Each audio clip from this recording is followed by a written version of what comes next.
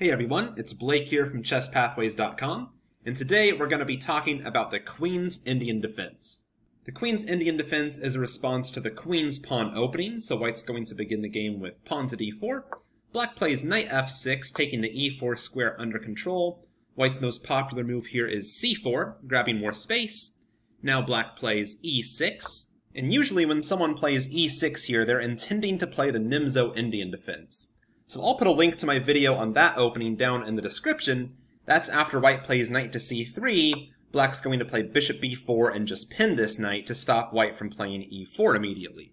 But some players with White want to avoid having that knight get pinned, so White could play knight f3 here, and now there's no more bishop b4 with a pin. So if you're a Nimzo Indian Defense player, you have to come up with an alternative setup against the knight f3 line here, and one of your options is the Queen's Indian Defense, where you're just going to play b6. It's easy enough to remember the name, because we know in the King's Indian Defense, Black's playing g6 and bishop g7, and the Queen's Indian Defense, Black is playing b6 and bishop b7. And the idea is just to increase your control over this e4 square. Notice, by the way, that if White did play knight to c3 in this position, b6 is not really such a popular move, because White can just play e4 right away. That's why no one really plays this move order against knight c3, and your best option is probably the Nimzo Indian.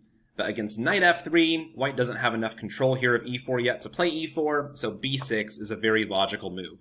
So here is our starting position for the Queen's Indian Defense, and let's take a look at how the game can go from here. It's very popular for White to play g3, to fianchetto that bishop themselves and to kind of neutralize our pressure on this long diagonal. Here, Black can play bishop b7, and we're going to come back later on and look at some alternatives here, but this is one of the main lines. Bishop g2, bishop e7, simply preparing to castle. Sometimes Black will also put this bishop on b4. Now after castle, one option for White that's become quite popular is to play the Polyugaevsky Gambit with d5. Now this looks quite strange because it's clear that Black has 3 attackers on this d5 pawn. White only has 2 defenders. So it looks like White has simply lost a pawn, but we see that White is trying to shut down this bishop here on b7, and if Black accepts the gambit with e takes d5, now comes knight to h4, letting this bishop attack the d5 pawn. Also, now that the e6 pawn is gone, this knight can hop into f5, where it can be kind of annoying for Black to deal with. So one of the lines here continues c6, trying to reinforce this extra pawn, and now c takes d5, knight takes d5. If you played c takes d5, now your extra pawn is really weak. You have these double isolated pawns here, so usually knight takes d5 is played instead. And now knight f5, knight back to c7, just because Black's trying to play d5 and really stabilize their pawn structure here. White can grab the center with e4, Black can play d5, and now knight c3. And there's a ton of pressure here on this d5 pawn.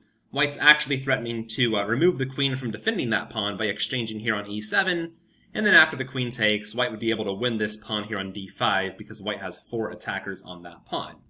If Black tries to stay a pawn ahead by exchanging off this pawn with d takes e4, now White could play queen to g4, threatening checkmate here on g7, and if Black plays the natural bishop f6 to defend, now White will recapture the pawn with knight takes e4, threatening to play possibly knight takes f6, maybe in conjunction with bishop g5 as the follow-up, and we see that the Black bishop here is really restricted, Black's far behind in development, and this doesn't look so great for Black.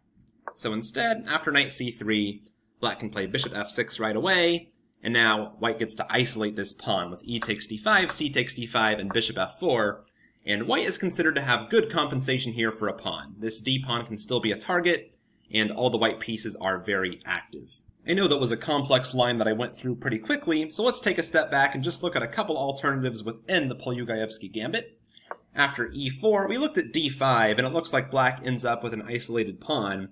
But what else can Black really do here besides playing d5? If Black doesn't strike at the center, it becomes pretty easy for White to carry out their plan here.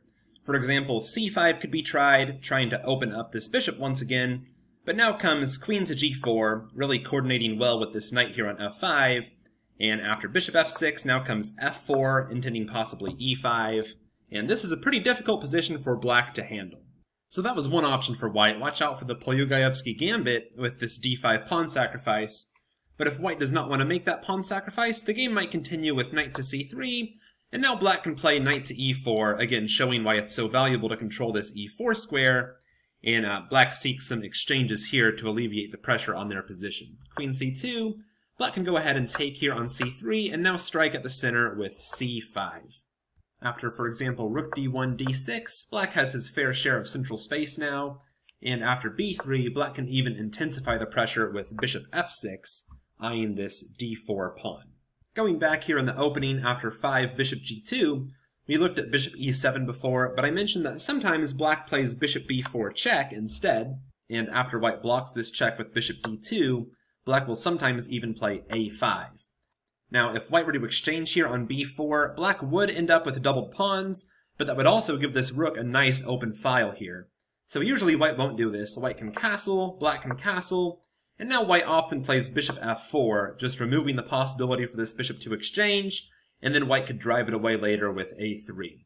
So now this bishop really serves no purpose on b4, it's just kind of exposed there.